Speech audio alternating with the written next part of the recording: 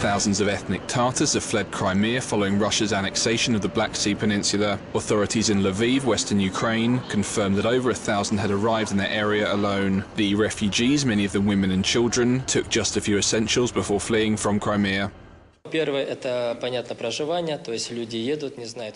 First, it's accommodation, as people don't know where they will live. But thank God we don't have problems with accommodation now. The regional parliament is resolving these issues. They provide accommodation either in health spas or hostels, hotels and in the private sector. And the second main issue is, of course, food. Thank God we don't seem to have any serious problems with food anymore. At some places the food is being provided. At some spas we cook ourselves. People donate tableware, so that issue is also being resolved.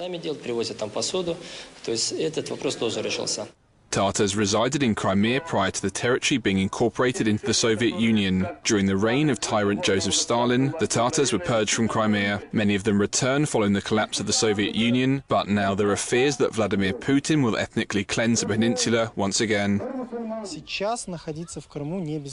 It is not safe to stay in Crimea at the moment. Why? Everybody has their own reasons. For Crimean Tatars, it is their genetic memory and lack of any trust for what the Kremlin is saying. You yourself sees that the agreements are not being honoured, and whatever has been promised verbally cannot be trusted. So the majority of the Crimean Tatars feel very scared right now.